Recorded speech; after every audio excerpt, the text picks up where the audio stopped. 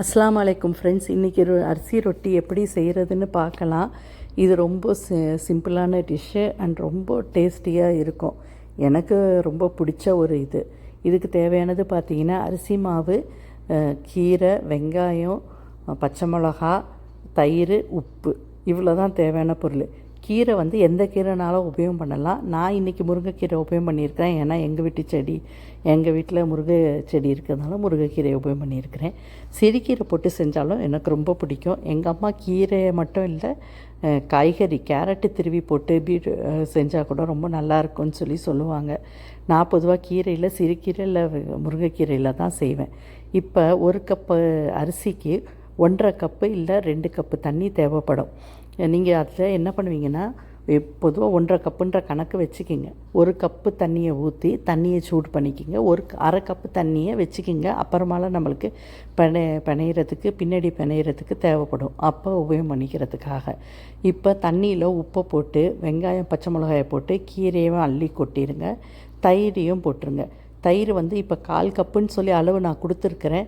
நீங்கள் என்ன கணக்கு வைக்கலான்னா 1 கப்பு மாவுக்கு 1 டேபிள் ஸ்பூன் அளவுக்கு தயிர் கூடுதலாக போட்டாலும் ருசி நல்லா தான் இருக்கும். அளவுன்றது இல்லை, நான் இப்போ வீடியோக்கு அளவு சொல்லணுமேன்றதுக்காக அளவு சொல்கிறேன். நீங்கள் தயிர் கூடுதலாக போட்டிங்கன்னா நல்லா ருசியாக இருக்கும். நீங்கள் புளிச்ச தயிராக இருந்தால் கம்மியாக உபயோகம் பண்ணுங்கள், ரொம்ப அதிகமாக உபயோகம் பண்ணிடாதீங்க, நல்லா இருக்காது. இப்போ கீரை அதிகமாகிட்டதுனால நான் என்ன பண்ணிட்டேன்னா 1 கப்பு மாவு இடத்துல 2 கப்பு மாவு போட்டுக்கலான்னு சொல்லி 2 கப்பு தண்ணியை ஊற்றிட்டேன். இப்போ உப்பு பதத்தை பார்த்துக்குங்க. உப்பு எவ்வளோ தேவையோ. இதுக்கப்புறமா நம்மளால் ஒன்றுமே பண்ண முடியாது. அதனால் இந்த இடத்துல நீங்கள் என்ன பண்ணணுன்னா உப்பு காரம் எல்லாம் சரியாக இருக்கான்னு பார்த்துக்கணும். காரம் பச்சை மிளகா காரம் இறங்கிடும் தண்ணியிலேயே, அது சரியாக இருக்கும். பொதுவாக ஒரு பச்சை மிளகாக்கு 2 கப்பு மாவுக்கு சரியாக தான் இருக்கும். உப்பை பார்த்துட்டு நீங்கள் இந்த தண்ணியை கொதிக்க விட்டுருங்க. இந்த தண்ணி கொதித்ததுக்கப்புறமா என்ன பண்ணணுன்னா, நீங்கள் இப்போ எவ்வளோ தண்ணி எடுத்துருக்குறீங்களோ, இப்போ நான் 2 கப்பு தண்ணி எடுத்துருக்குறேன் இல்லைங்களா, 2 கப்பு மாவை அள்ளி கொட்டி அதை நல்லா பிணைவேன். அந்த நேரம் அடுப்பை அணைக்க மாட்டேன், அடுப்பை ஆனில் தான் இருக்கும். அப்போ தான் அந்த தண்ணி இழுத்து அந்த மாவு அந்த கீரை வெங்காயம் பச்சை மிளகா எல்லாம் ஒன்றா சேர்ந்து வெந்தும் வரும். இந்த வச்சு நல்லா அந்த தண்ணி வத்துற வரைக்கும் நல்லா கிளறி விட்டுருங்க. ஒரு 2-3 நிமிஷம் தான் எடுக்கும் இது செய்கிறதுக்கு ரொம்ப ஒன்றும் நேரம் எடுக்காது. அதுக்கப்புறமா என்ன பண்ணுங்கன்னா, இந்த மாவு ஃபுல்லாகவே அந்த தண்ணியில் ஃபுல்லாகவே தண்ணி ஒட்டி அந்த மாவு ஃபுல்லாகவே நனைஞ்சிருச்சின்னு தெரிஞ்சதுக்கு அப்புறமா நீங்கள் என்ன பண்ணலான்னா அடுப்பை அணைச்சிருங்க. அடுப்பை அணைச்சிட்டு இந்த மாவு ஆறுறதுக்கு விட்டுருங்க. மூடி போட்டு வச்சுருங்க. இதில் என்ன ஆகும்னா, மூடி போட்டு வைக்கிறதுனால இந்த மாவு சூடாக இருக்கிறதுக்கு உள்ளே போட்டிருக்கிற கீரை அரிசி மாவு எல்லாமே வெந்து வரத்துக்கு கொஞ்சம் உபயோகமாக இருக்கும். அதுக்கப்புறமா கை பொறுக்கிற சூடு வந்ததுக்கப்புறமா கொஞ்சம் தண்ணியை தெளித்து அந்த 1/2 கப்பு தண்ணி நம்ம நிறுத்தி வச்சுருக்குறோம் இல்லையா, 1 கப்புக்கு 1/2 கப்புன்ற அளவு, அந்த தண்ணியை மேலே தெளித்து இதை ரொட்டி மாவை கொஞ்சம் பிணைஞ்சு எடுத்துக்குங்க. இப்போ பிணையிறதுல 2 விதம் இருக்குது. இறுக்கமாகவும் பிணையலாம், தளரவும் பிணையலாம். இப்போ நான் பார்த்திங்கன்னா ஒரு கமலா ஆரஞ்சு சைஸுக்கு ஒரு உருண்டையை எடுக்கிறேன்.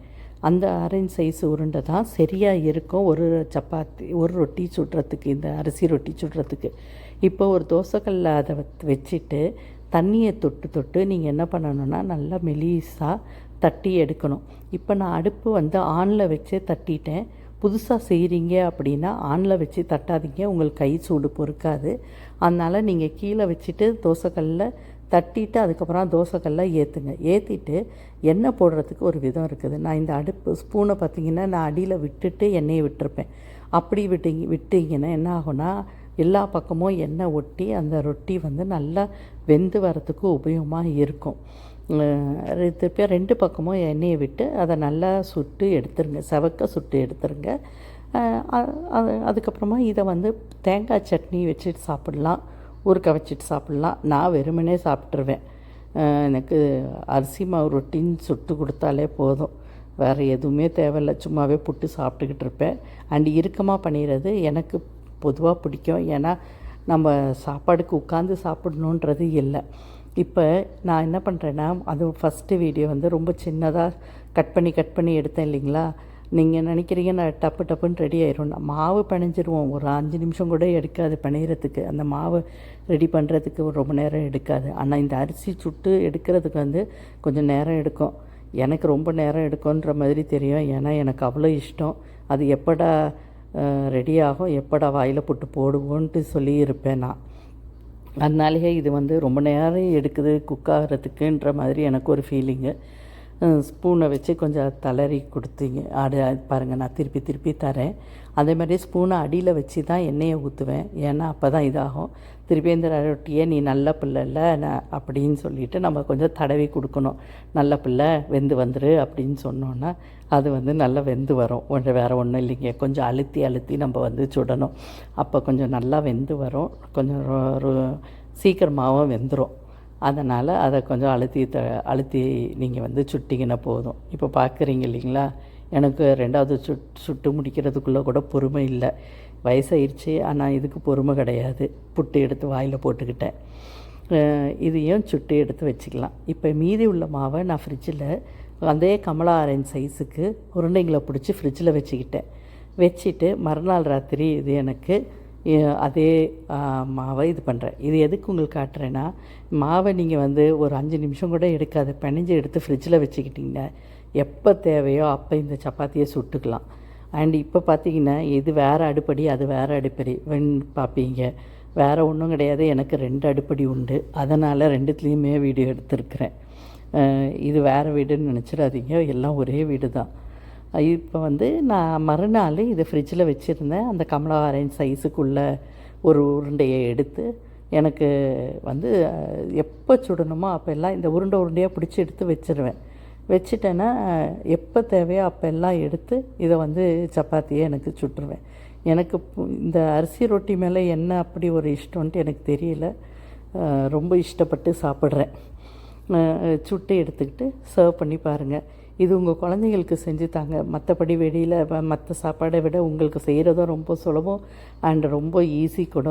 சிலர் இதை கெவுரு மாவில் செய்கிற ரொட்டின்னு சொல்லுவாங்க. நான் இது கெவுரு மாவில் இந்த ரொட்டி சாப்பிட்ட மாதிரி ஞாபகம் இல்லை. எங்கள் அம்மா செஞ்சு கொடுத்துருக்குறாங்க, எனக்கு அது அவ்வளோ இஷ்டம் வரல. ஆனால் எனக்கு இந்த அரிசி மாவு ரொட்டி ரொம்ப இஷ்டம். செஞ்சு பாருங்கள், உங்கள் குழந்தைங்களுக்கும் செஞ்சு தாங்க, கண்டிப்பாக சாப்பிடுவாங்க. குழந்தைங்களுக்குன்னா டொமேட்டோ கெச்சப் வச்சு கொடுத்துருங்க. ட்ரை பண்ணி பாருங்கள் ஃப்ரெண்ட்ஸ். அல்லாஹ் ஹாஃபிஸ்.